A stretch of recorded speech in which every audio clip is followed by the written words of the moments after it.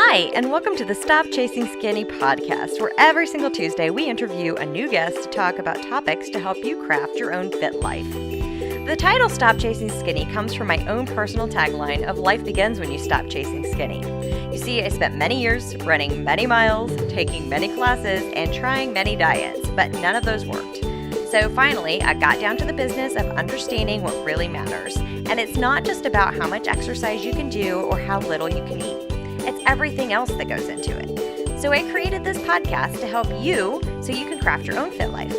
Every single Tuesday, you can listen to an interview with a guest, and now every Friday, you can listen to me a second time, where I take questions you have sent to me, and I spend about 15 minutes answering them. You can even feed your brain this nourishing brain food by listening while you're cooking, commuting, cleaning, walking the dog, or just about anything else, because that is how we craft a fit life. So let's get on with the show. So tonight we have Shanna, and Shanna is going to talk to us about medical thermography. For anybody who's followed me on social media, or maybe you're on my YouTube channel, something like that, I have done an interview with Shanna before where she actually read my thermography results. So in the show notes, we're going to put that link so that if you want to see it on video, you can see that. But so we met a couple years ago, and she's been my thermography technician since then. Thermography is really, really interesting. There are so many things that you can see with thermography that you can't with other things. Other medical procedures, I guess it would be, to screen for any kind of problems that you might have going on in your body. So I'm going to turn it over to Shanna. She's going to do a little introduction of herself and let us know exactly what medical thermography is. So welcome. Thank you, Stephanie. Hello, everyone. So glad to be here tonight. Medical thermography. All right, goodness, where do I start? For those of you who haven't heard of medical thermography, it's possible early cancer detection that could save your life, and it's ideal for prevention. And it's done through an infrared camera or infrared imaging. So what I do is I always recommend everyone starts off with a full body because of the number of findings I've seen in my patients thermographically that you can't see with the naked eye. A full body screening is about 30 images of your entire body. And what we do is submit your images to our team of interpreting doctors. We have a wonderful team of interpreting doctors through a company called PACT. They're the Professional Academy of Clinical Thermology. If you want more information on them, their website is medicalthermology.org. And they receive your images, they compose a report for us, and then they send it back to us, and then we send it to the patient. And then we go over the reports together and look at the findings. So you'll see with us all your images in both a rainbow palette, where you can see the heat and color, and also a reverse grayscale palette, where you can actually see your own vascular patterns through this infrared camera. It's a really cool technology. Thermography is a physiology test, so it looks at the heat discrepancies in your body, and it's considered an adjunctive test to anatomical testing, such as a mammogram, an ultrasound, or an MRI. It does have some benefits over anatomical testing in that it's possible early detection. Stephanie, you can actually see heat imbalances in the body 8 to 10 years before they might even show up on anatomical testing if it were cancer. So if you see some imbalances in your body now, you want to figure out with your physician how you can get rid of them. So hopefully you can avoid anything turning into cancer or other diseases in the future. And that's one of the best things about thermography is that it's great for prevention. I do have some cancer patients who come to me and they're getting different treatments and they want to monitor themselves safely with thermography because there's no radiation that actually could cause cancer and there's no compression. There's no contact with this screening. So explain just a little bit about the compression, because once I started working with you, I realized that this could be a problem. I did not realize that compression can actually possibly spread cancer. Yes, it's true. Yeah, and it's just as simple as that you run the risk when you are getting a mammogram and compressing the breast of, if there were cancer present, spreading it. And then women who have implants out there, they run the risk of possibly bursting an implant.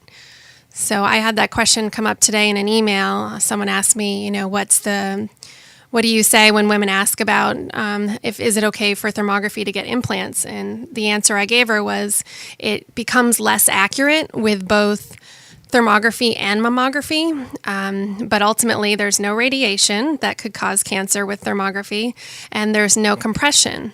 And thermography is still more accurate. Thermography overall is 97% accurate or sensitive for breast cancer detection, whereas mammography is only 83% accurate. Could you say that again? That's pretty crazy.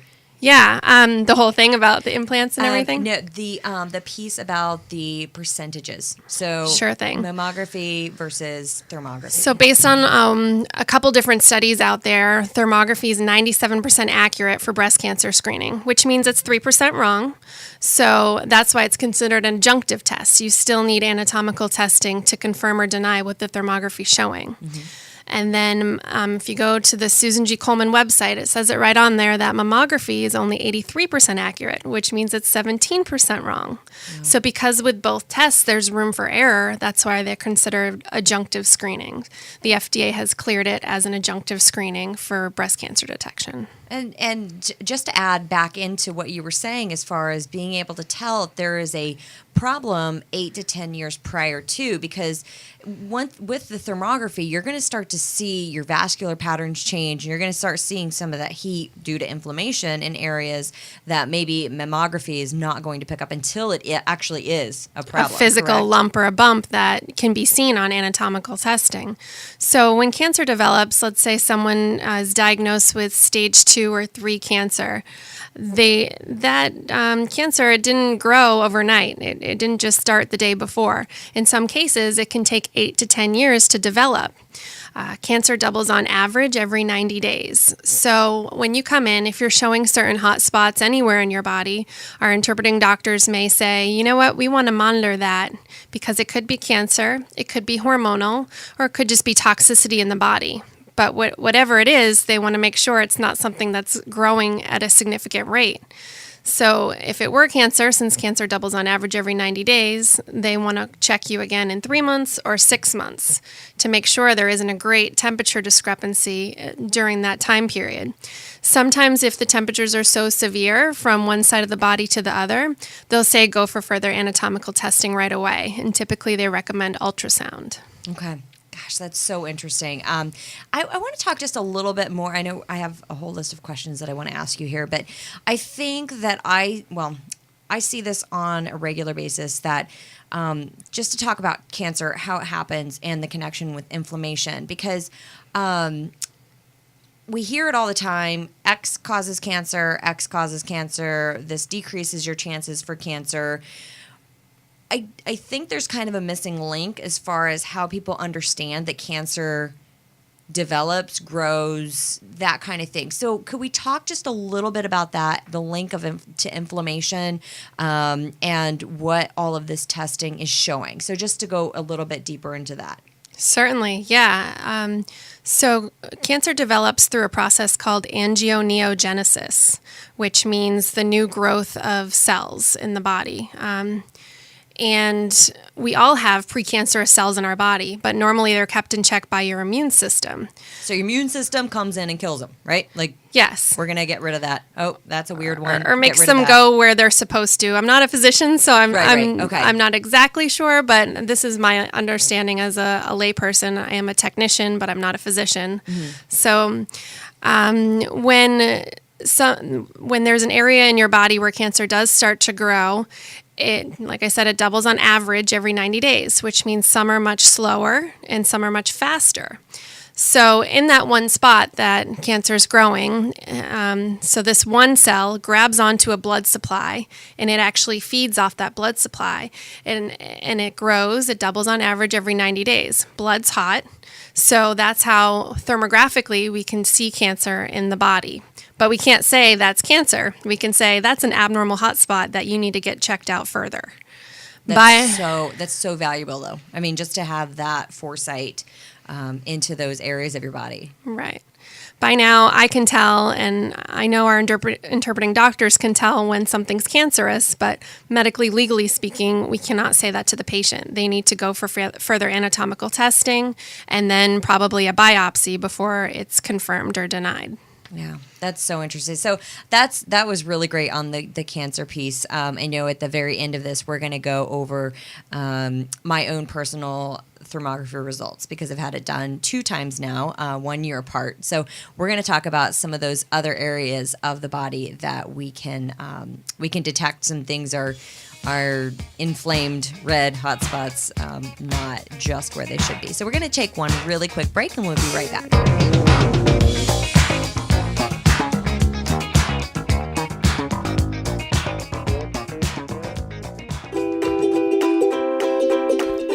Have you signed up for the 10-day Jumpstart program yet? It's free. The SK Fit Life 10-day Jumpstart program is 10 days of emailed lessons straight in your inbox. All of my best lessons straight to you for free. Go to www.skfitlife.com/free10day. That's FREE10DAY. See you there. Welcome back to the Stop Chasing Skinny radio program. So tonight we have Shanna, and she is talking to us about thermography. She is a member of Breast Thermography International, but she has done a full body scan on me. So can you explain the difference right there? Certainly, a full body is about 30 images of your entire body, which includes the breasts. We offer 4 different types of screenings with my company. The full body, it's regularly $4.99 for the entire body. I always recommend you start off with that one just because of all the different findings I've seen in my patients. And we'll talk about that at the end. There's lots of findings to be found in the There full body. are. Yeah, but there's so many things that you can see with an infrared camera that you can't see with the naked eye. And then it's ideal, if they're abnormal, to figure out what you can do to fix them before it becomes a problem. So there's a full body. There's also a health screening. Health screening includes the upper half of the body, except for the arms.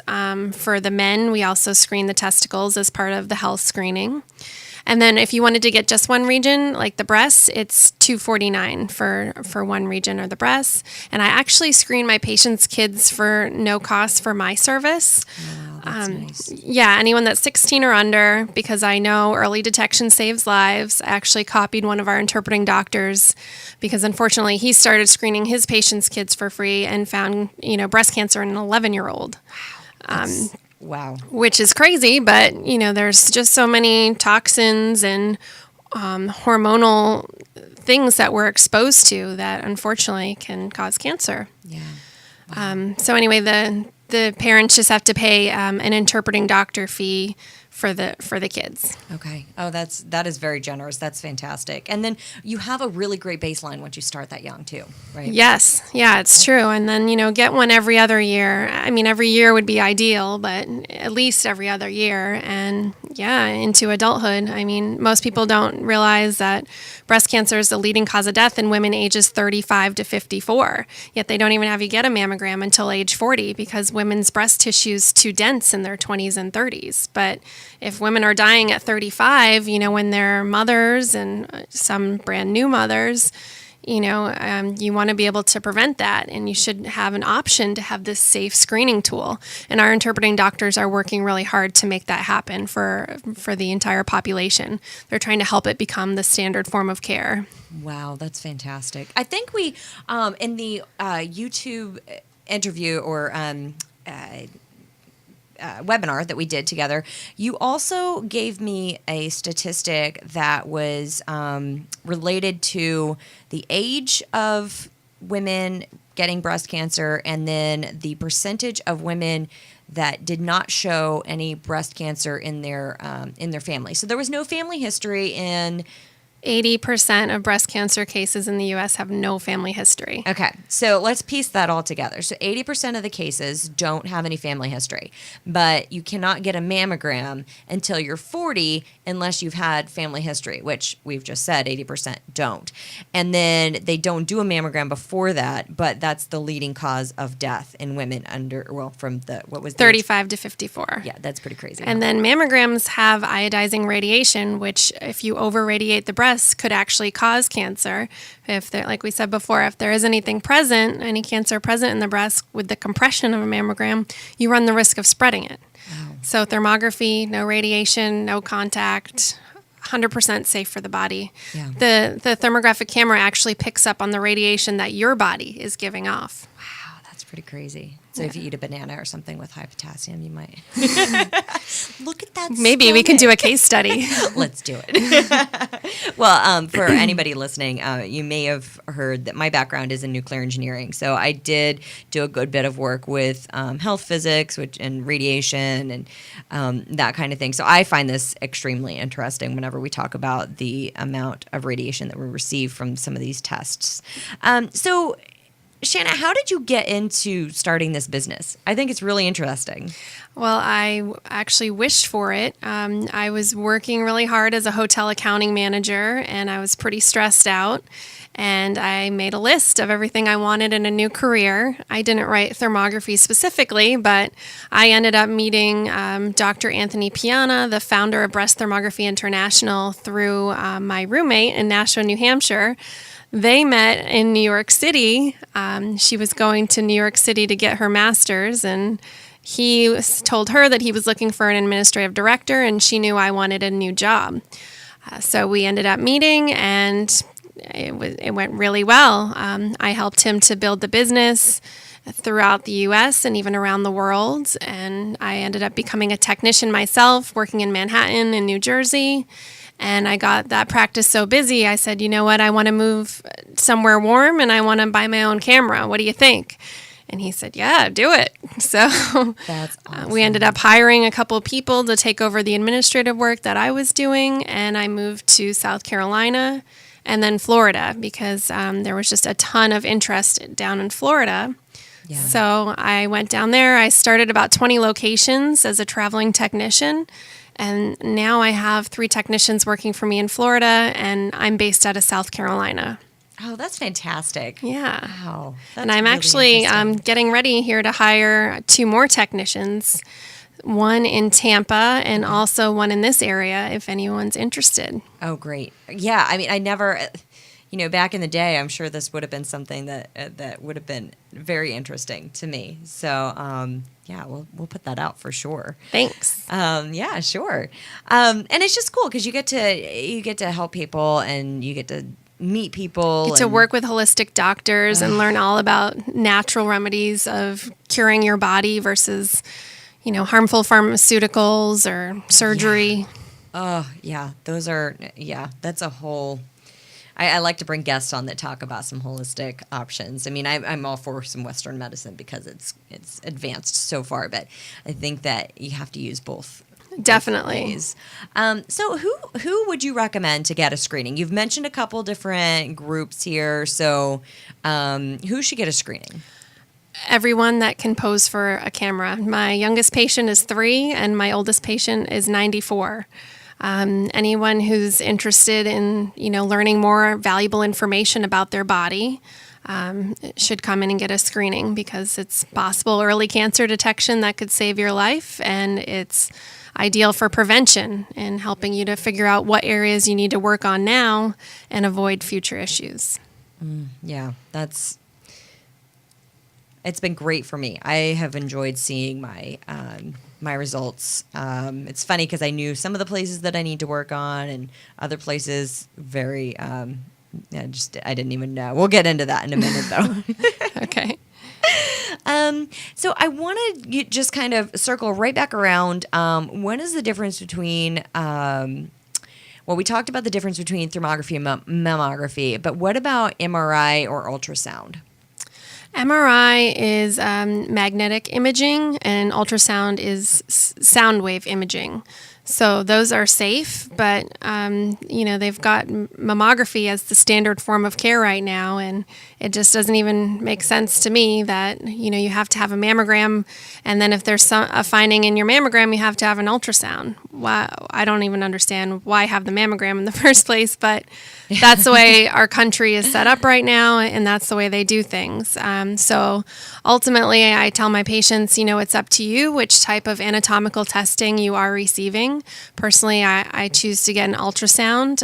I've already gotten one so far. I'm 34, so I'll probably get one every other year or so, because it is an adjunctive testing. Yeah. Well, that's good information to know because, really, until you said that, I wouldn't know. I would say, well, whatever you think, doctor.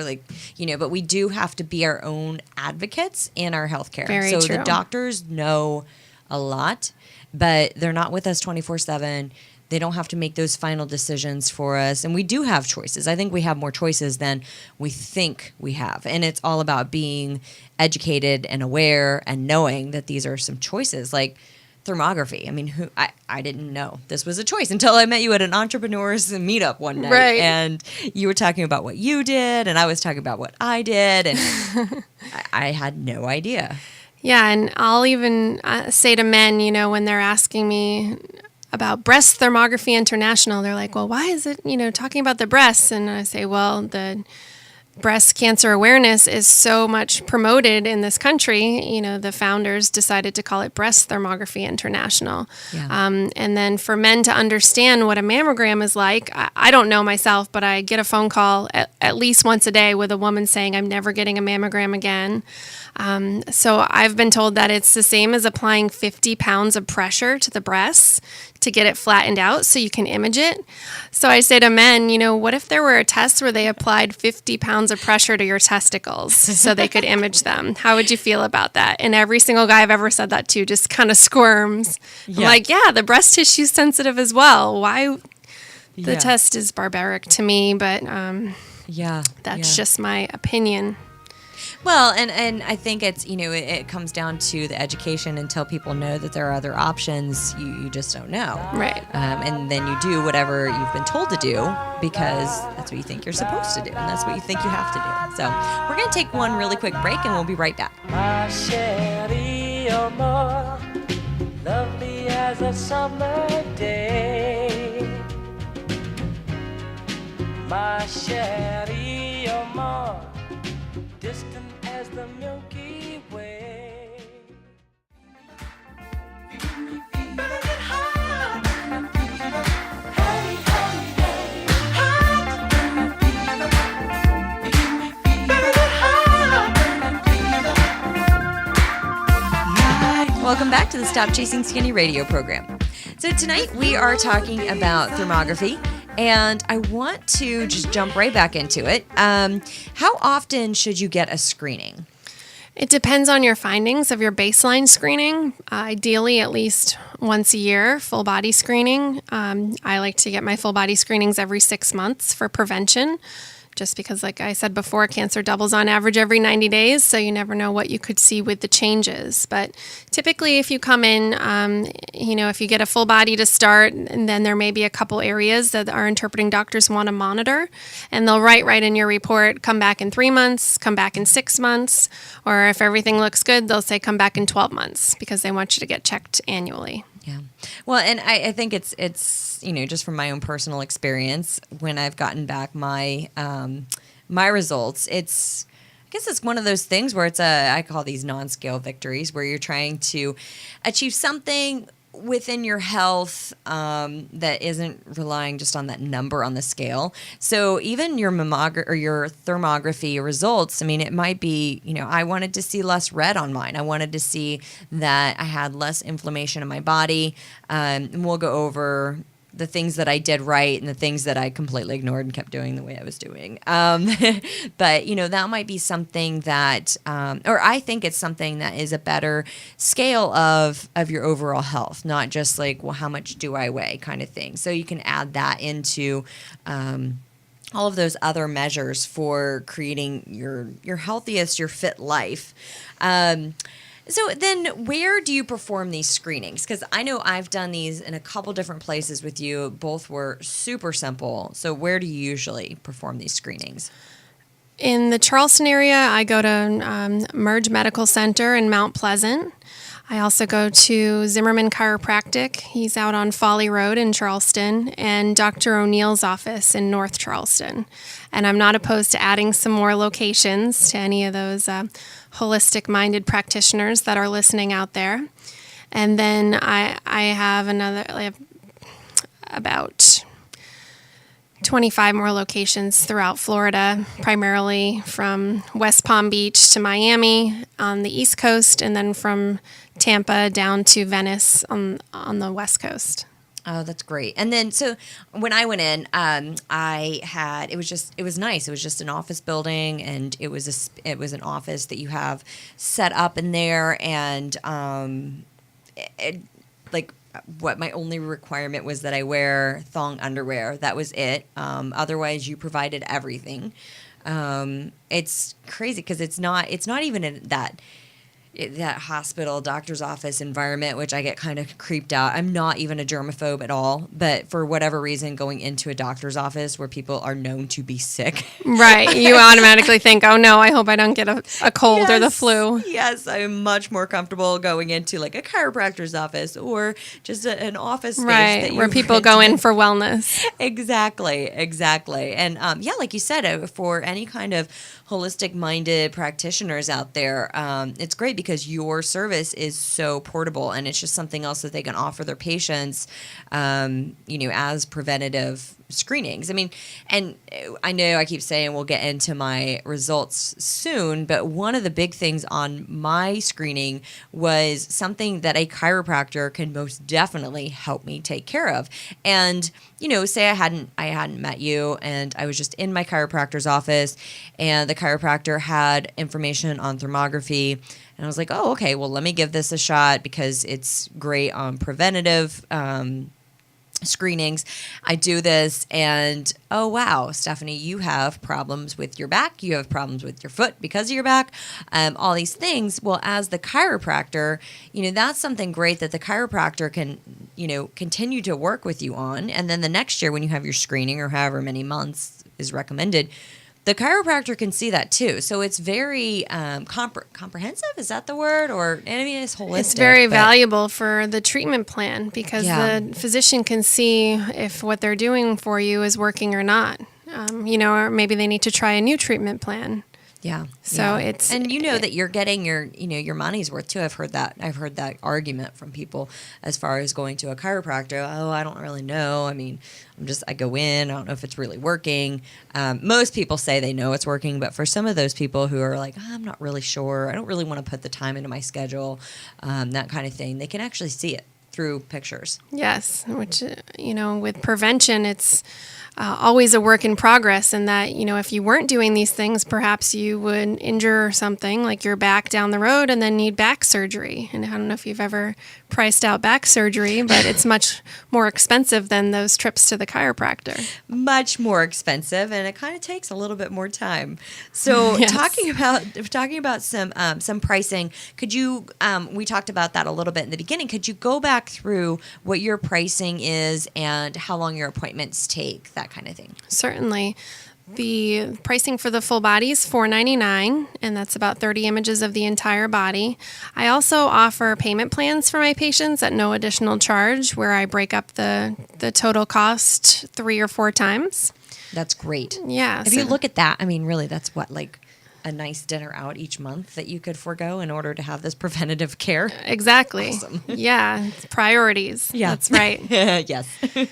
So then you have the health screening, which is the upper half of the body, except for the arms. That one includes the abdomen, the back, the breast, the thyroid, and the cerebrovascular screening of the face. For men, the testicles. That screening is $329. And then for the breasts are $249.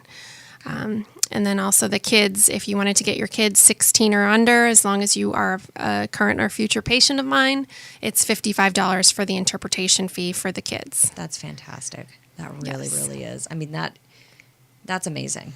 Yeah, and I mean, sometimes it's kind of a slap in the face for the parents, like, wow, I need to really work on nutrition with my children, or maybe they need to exercise more. Absolutely. What have you. Yeah, because I mean that's what's showing up in there. So and I think it'll be, I'll just go ahead and get through this because it'll be much easier to talk about these specific points when we talk about my findings and how nutrition plays a role in that.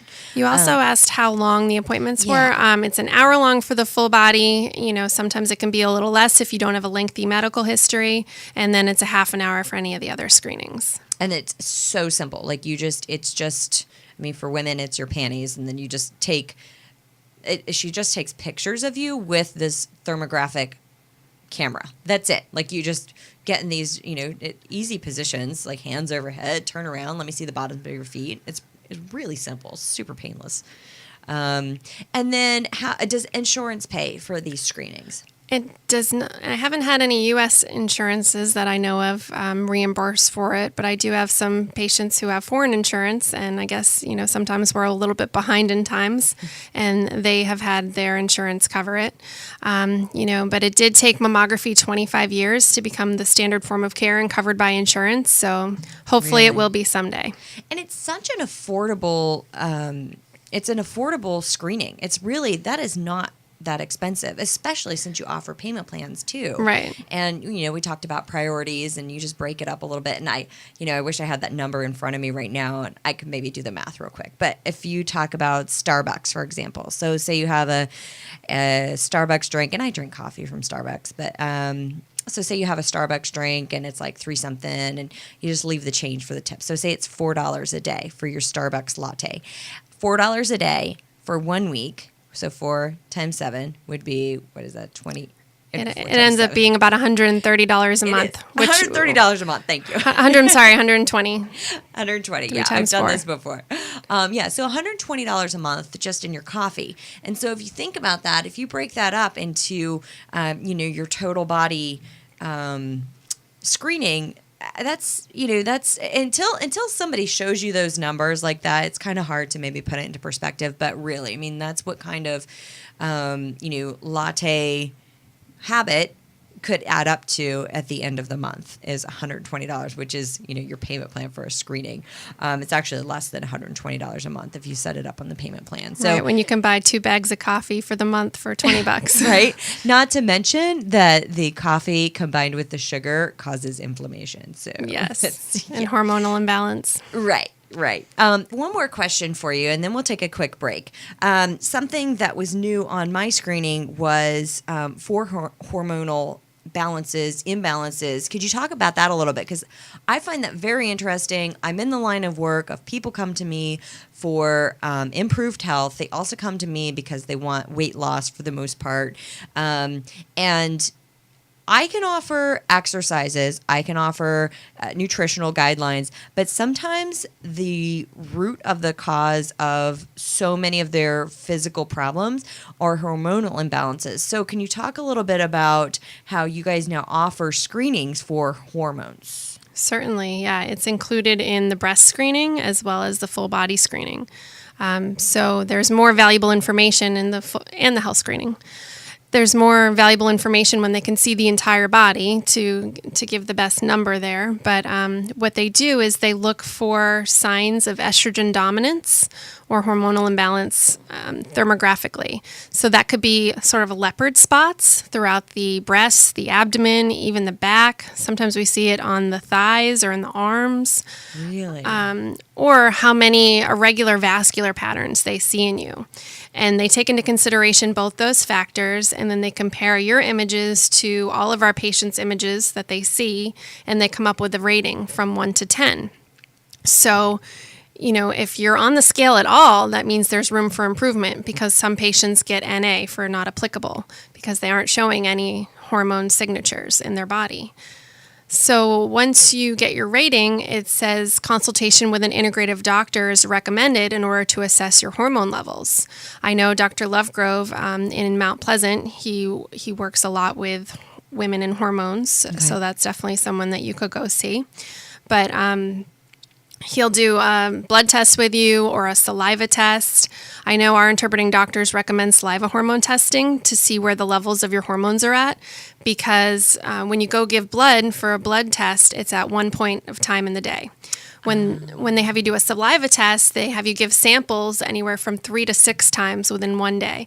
And our hormones change a lot just in one day. So that's why the saliva test may be a little bit more effective. Some things that you can do on your own to try to better balance out your body is really take into consideration what foods you're eating out of what containers. Plastics have xenoestrogen in them. I hope I'm saying that right. But anyway, it's not good to eat food out of plastic. So buy some glass Tupperware instead of plastic, and try to buy natural whole foods that aren't processed.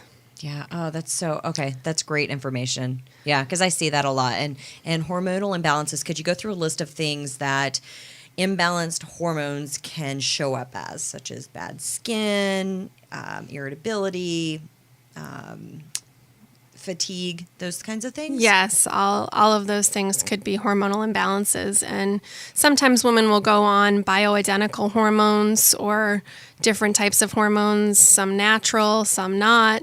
And then they'll see their screening and they'll say, what is going on? Why is my rating so high when I'm on these hormones? And, if it is the baseline, I'll say, you'll have to keep in mind this is your first screening. We don't know where you were before you started that hormone treatment. So you have to take into consideration a few different things. How are you feeling? What does your doctor say? How long do they want to have you on the hormones that you're on? And, then make an educated decision through how you're feeling, what your doctor says. Do you think they're working for you? Do you want to try more or less going forward? That's a conversation that a patient would need to have with their doctor. And, if you get one scan and then you get a follow-up and things look worse, well, that's definitely a sign that you need to change up something with your treatment if you are being treated for your hormones already. Yeah. That's so, and it's great that you can see that via thermography. I know. Wow. All right, we're going to take a quick break, and we'll be right back.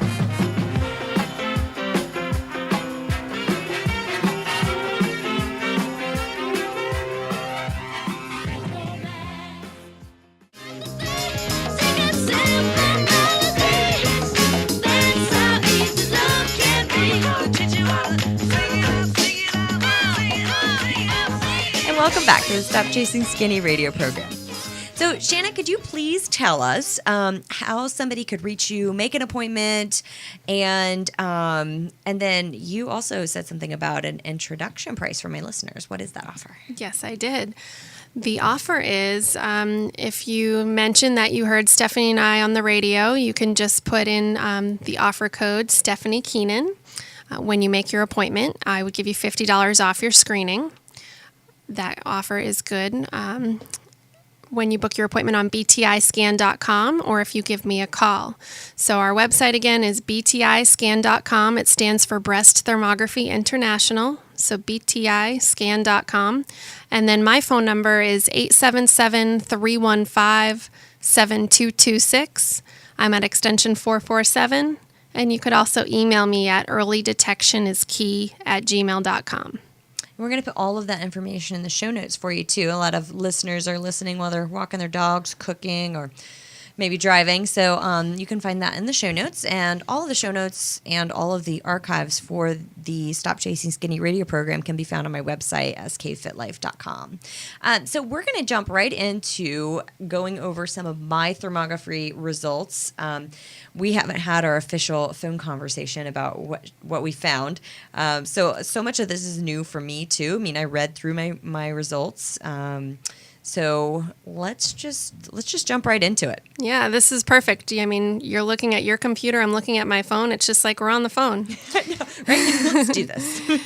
Okay, so first off, for your head impressions, what they do is they look at your sinuses and they also look at the inner canthae of your eyes. And for you, your sinuses appear to display a normal pattern of decreased temperature on both sides, and the inner canthae of the eyes are of equal temperature. So that's good. They didn't have any recommendations there because that one came up as normal. And if you scroll down to on the PDF, let's see, I don't see the page number, but I'm pretty sure it's 4. See the image of it says head interior in the upper right? Same as last time. Yes. So I have one side of my head that is colder than the other side. Yes, we're going to get into that next. Yeah. But Who would have known that otherwise, besides getting your head scanned by a thermography camera? I know. You wouldn't have known. And, No. and hopefully once I tell you about the recommendations looking into it, everything will come up as normal. It's very possible that it's just your abnormal normal, but because it is an abnormal finding, you don't want to ignore it. You want to look into it and make sure it's not something that needs to be corrected. So the cerebrovascular screening, that's the next section and your concern here. So what they do is we take a picture of your face, Okay. and then we draw 2 circles on your forehead, we being our interpreting doctors. And our software is able to take within each circle the minimum, the maximum, and the average temperature. Okay, so right and left side, get the average temperature, and then you take the difference. Normally, if it's at 0.3 degrees Celsius or below, then they don't have any recommendations for you. But yours went from 0.7 degrees Celsius down to 0.67 degrees Celsius. Which is like over 2 times the recommended difference, right? Right, correct. But consistent with last time and a little bit less of a discrepancy than last time. So that's good news. However, it does say clinical correlation, which means that they want you to clinically correlate the area of concern or talk to your physician and figure out what could be causing that. So what are we screening on the forehead? We have veins in our forehead. They're called branches of your supraorbital artery. And those run down and connect on the insides of your neck to your internal carotid arteries. So the carotid arteries feed the blood supply in the forehead. So if there was possible blockage in one of the carotid arteries, it may show up as colder on the forehead. So that's why they don't want you to ignore this finding, and they want you to go check it out further. It also says in that little paragraph where it says about that these findings could be due to trauma, scar tissue, eczema, something that happened throughout your lifetime could be causing that temperature discrepancy on the forehead. Let's hope it is that, but, to be safe and for prevention, what thermography is best used for, you want to go and get that checked out further. Now, I have talked to some physicians, and they would say that they would check it out with a Doppler ultrasound. Ooh. Yeah, to make sure that there isn't any blockage going on in the carotid arteries. Okay.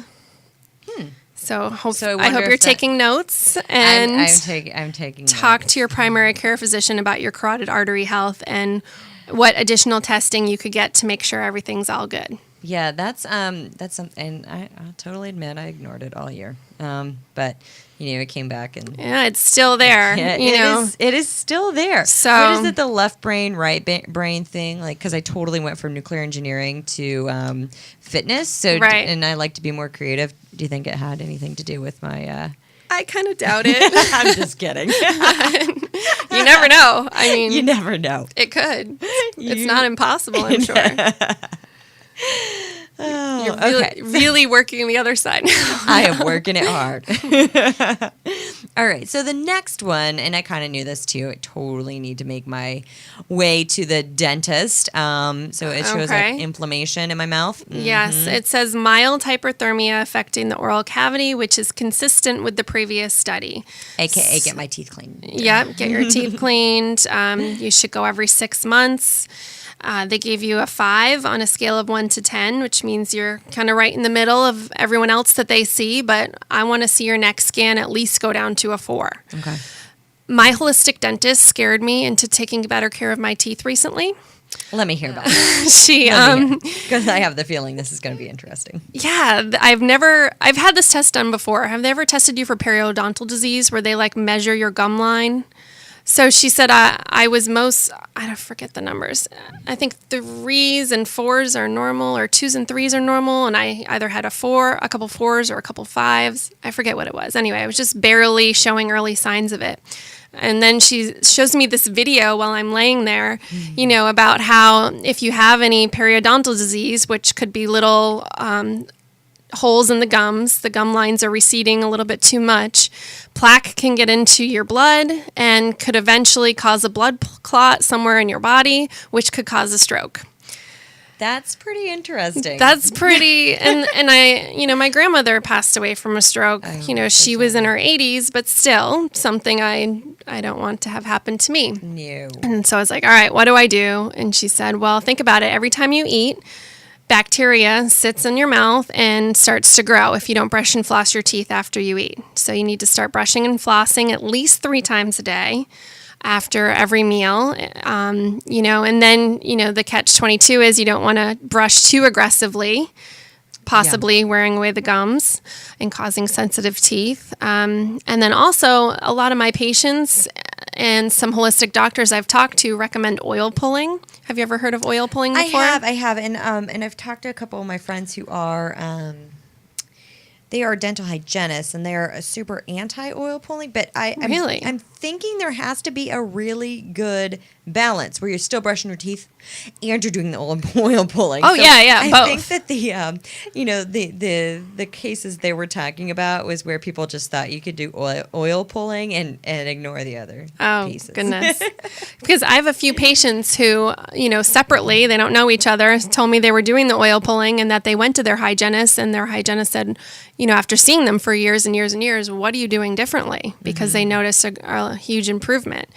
And myself, when I do it, right now I don't feel congested in my throat at all, but after I do it, I get out a lot of congestion. Yeah. So, it can't hurt, right?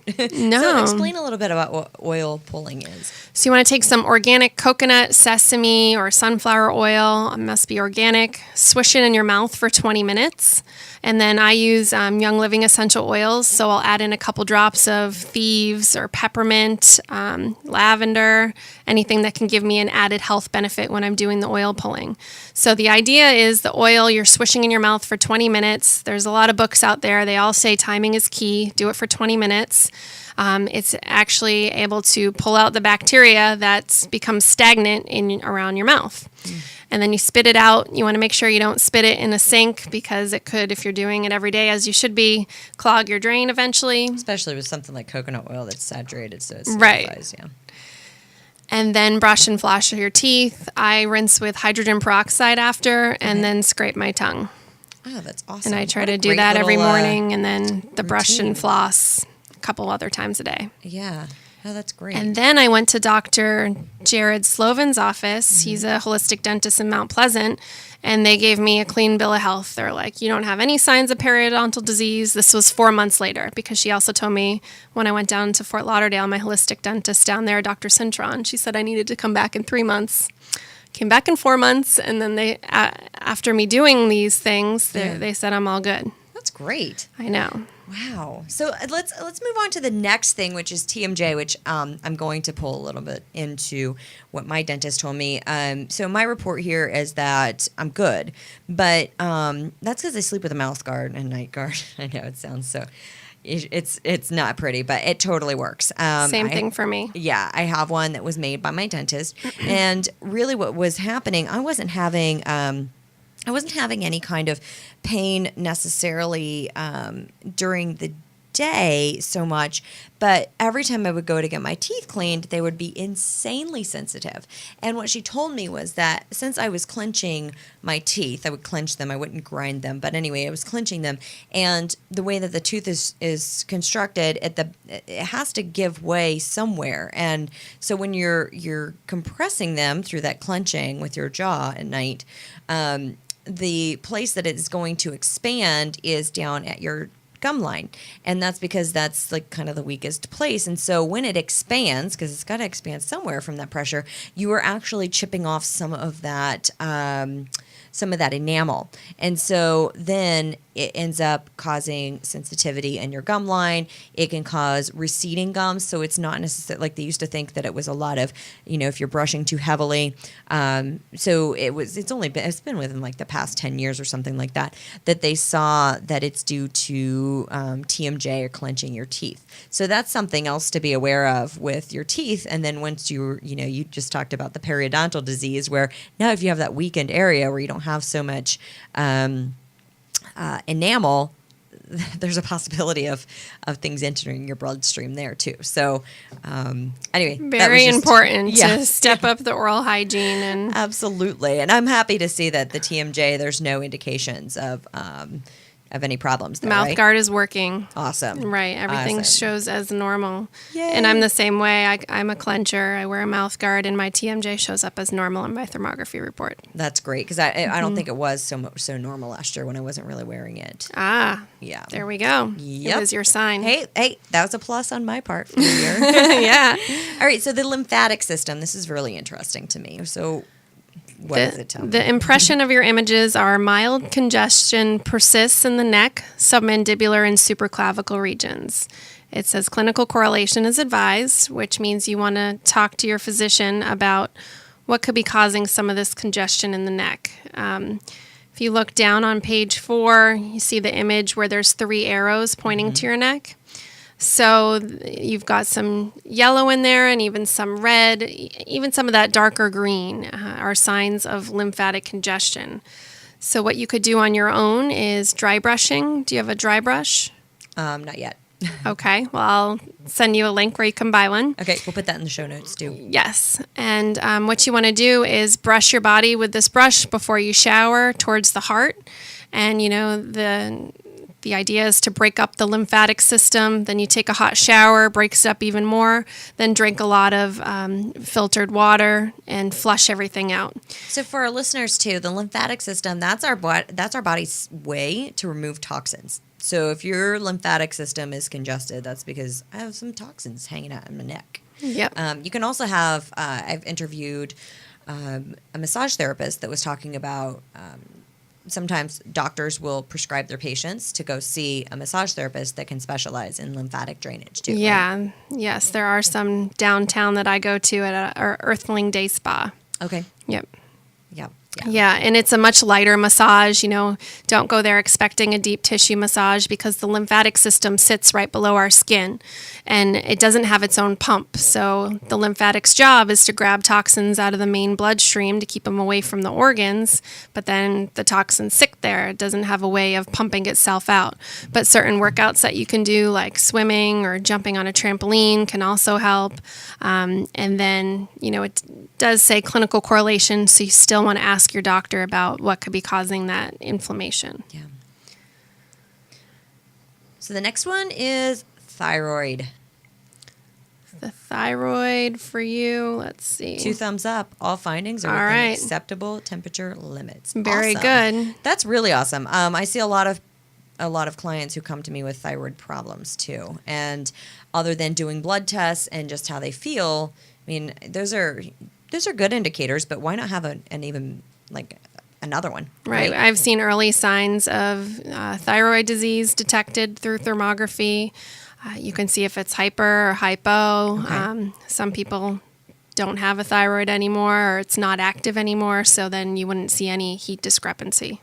Really? So if they haven't, and their thyroid isn't active anymore, it's just you don't see anything. 'Cause Nope. It's not working. Right. That's so interesting. It's Wow. not overworking or underworking. So Yeah. Well, thyroid, I mean, there's so many things that, just kind of like your hormonal balance or imbalance, your thyroid, not having a properly functioning thyroid can really mess with your life. yes, I've heard the same thing. Yes. All right. So moving on to the breast. Your breasts are good. 2 thumbs up. Yeah. So you've Awesome. got consistent thermographic patterns. So you do have some vascular patterns on the breasts, but you've got green arrows, which means that's good. They're consistent with your last study. Okay. So for you, they're recommending you come back in 12 months for your next breast scan. Okay. And if you wanted to see the image, go down to page 4. So a couple things here. On page 4, bottom right, you see those green arrows? Yep. Yeah, those are basically them marking your breasts because when you get your follow-up screening, they're going to want to check those patterns again and make sure there aren't any significant changes. Okay. On the next page, see the picture in the upper left-hand corner.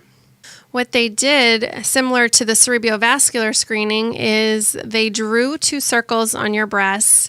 You can see a red and a green one. Do you see the circles? Yes. They're pretty small, but they wanted to get the temperature discrepancy of that yellow vascular pattern compared to the opposite side of the breast. Mm-hmm. So the average temperature on the right is 32.66 degrees Celsius.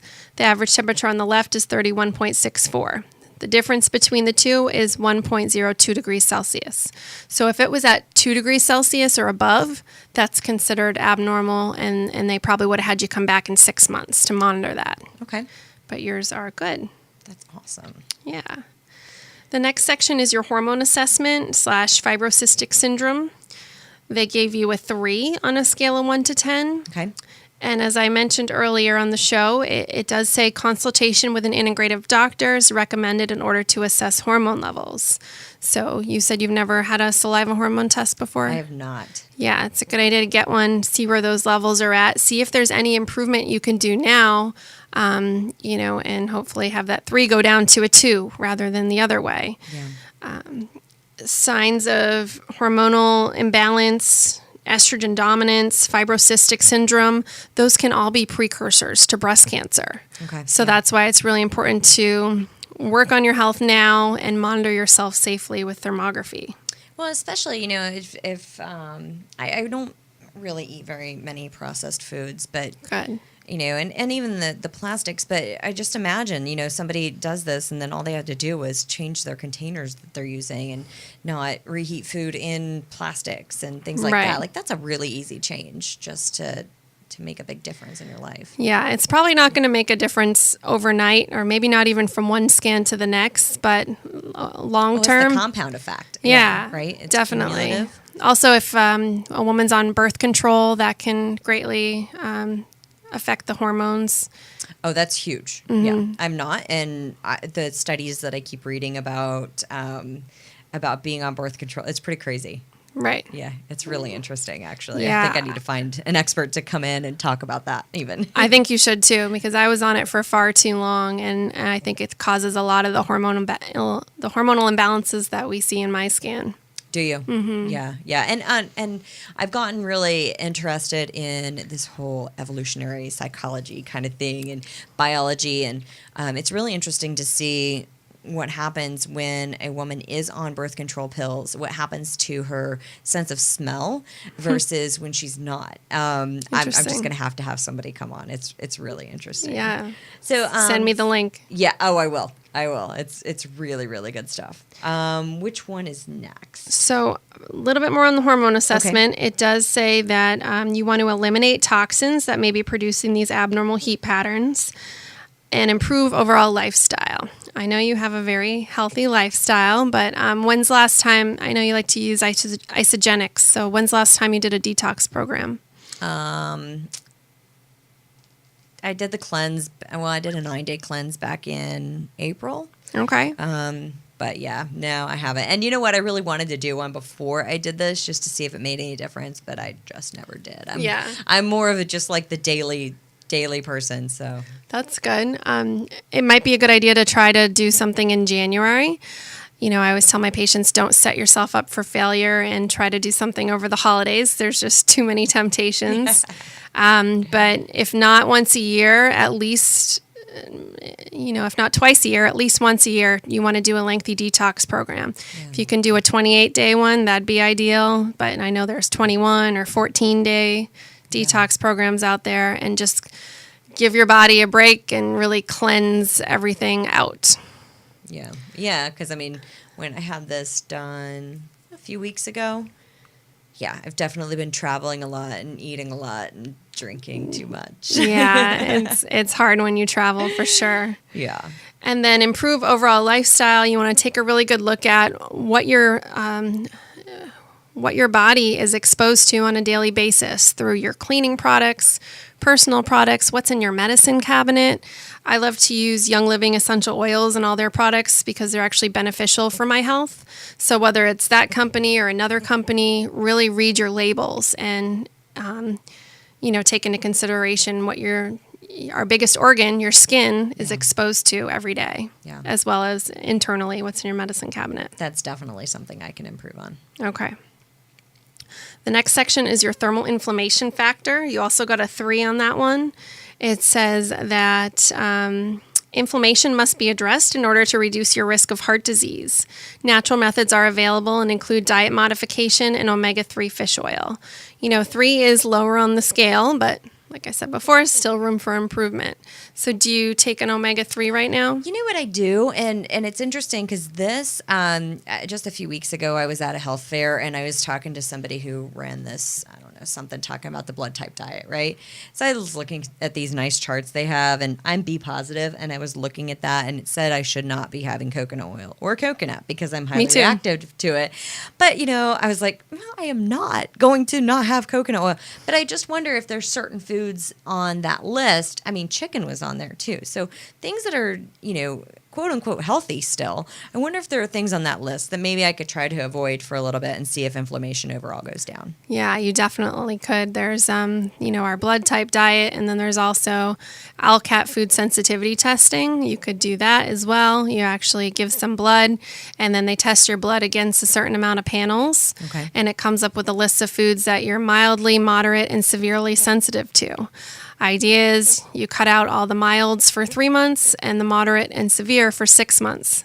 Coconut showed up on my severe last time I did it, and I'm also B positive. Are you? Yeah. Yeah. Convenient. So I know, but I hate coconut, actually. I hate the taste of it. Do you? When I was cooking with it, I couldn't even taste it, but I was using it as a skin moisturizer. Yeah. And now I've switched it up because of that. So what do you use mostly now? I've been using grapeseed oil and also just vitamin E oil for my skin, and then for cooking, grapeseed, sesame, and sunflower oil. Okay, good. All high smoke points. Mm-hmm. Good. Mm-hmm. All right, maybe I'll try it a little bit. I love coconut. Yeah, switch it up. Switch it up a little bit. I mean, a 3 is still good, but let's see you get down to 2. Yeah. Onto your abdomen, it says the red arrow demonstrates an unusual vascularity in the right abdomen, which has continued to develop since the last screening. The white arrows identify mottling patterns associated with excessive hormone expression. Clinical correlation is advised. So if you come down to page 5, definitely ask an integrative doctor about what could be causing that. But over on your right here, I can tell you the organs are your liver and your gallbladder. So maybe you can look up a cleanse that would kind of focus on that for January and see if you can get that cleansed out of there. And then, the white arrows are lighter vascular patterns, or those kind of leopard spots I talked about earlier, showing signs of hormonal imbalance. Okay. They're light, which is good, but still room for improvement. Yeah. Definitely talk to an integrative doctor about those. So this is one. Okay, so we're getting into this area too, where initially, whenever we first talked, because I'm like everybody else, and I don't have cancer, but so I mean, like the idea of me having cancer was less of a possibility of some inflammation showing up from areas that I've been putting too much stress and strain on my body. So this is where I found it very interesting. Just, you can see things outside of just cancer. So let's talk about my spine. Okay. The spine / posture / gait analysis shows that you have focal hyperthermia persists in the thoracic and lumbar spinal musculature. Now, I know we're doing this on radio or podcast or audio or whatever. I'm putting the link to the visual. Everything's in colors here, and you should see it. Like, my spine is lit up like a Christmas tree. It's like bright red. Sorry, go ahead. Yeah, they like to use this different palette here for the spine. It shows the hot points of your back on the inverse grayscale, so those are red. Which is like everywhere. Mm-hmm. And then within the red, the white points are even hotter. You work out a lot, so I'm sure a lot of this has to do with your workout routine, and maybe you don't get as many massages as you should. But it does say clinical Guilty. correlation, and everyone should see a chiropractor, and that's my opinion. But you could also go to a physical therapist or your primary care physician and try to figure out what could be causing some of this inflammation. Is it subluxation of the spine? Hopefully you don't have back pain right now where all these white spots are. No, but you want to avoid that that's in the biggest future. thing, right? Like that's the really important part, because even though I'm lit up like a Christmas tree on here, I'm really not in pain. Like I'm not. Like some of my toes are black because they're not getting the proper blood flow. I don't feel that either. My Right. shins are bright red on this. I don't feel shin pain. It's really interesting to see this. I bet if you went to go get a massage, though, you know how they press, and then you're like, "Wow, I didn't realize I was that sore." Ouch. Yeah. Yeah. So I mean, this is great for, especially for athletes. You think like, or somebody who has such high pain tolerance. Obviously, I do, because I'm not feeling any of this, and I should probably have some pain going on here. Which is great, but this is your sign that, okay, do something so that you don't get pain in the future. You Right. don't end up, you hear about people once they get older start to throw out their backs or something like that, and you 'Cause don't there's want that to be you. It's hard. You can't come back from that. Yeah, because it could be 5 years down the road. It could be 10 years down the road. And if you don't do anything now, that could be you. But if you do, hopefully it won't be. Yeah.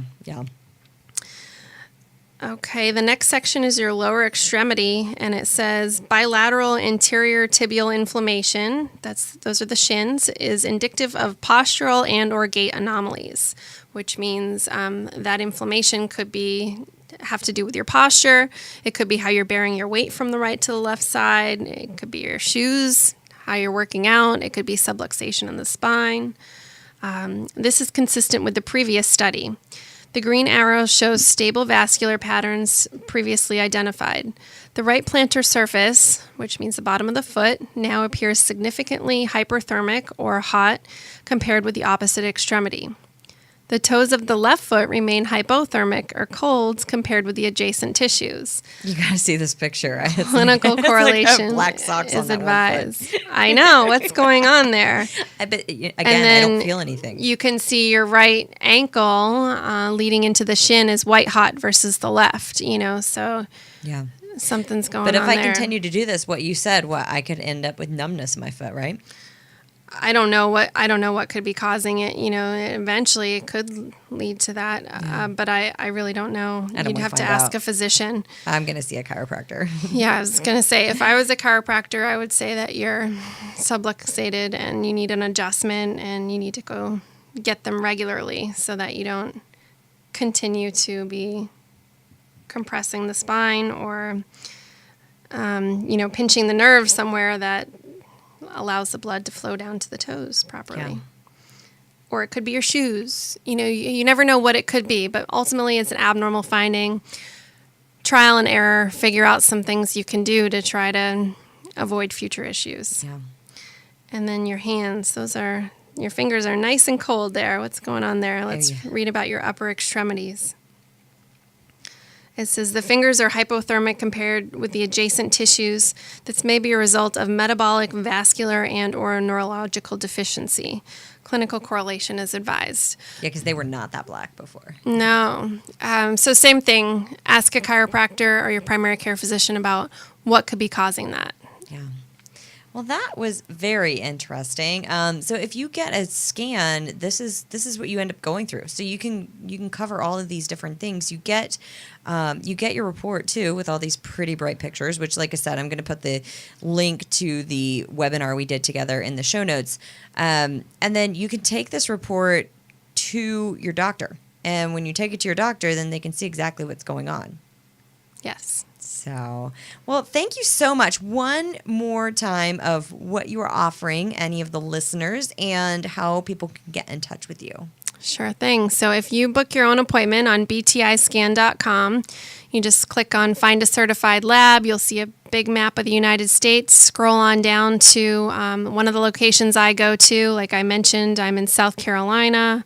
I forgot about Jacksonville, Florida, and then anywhere from West Palm Beach down to Miami, and over on the West Coast, Tampa down to Venice.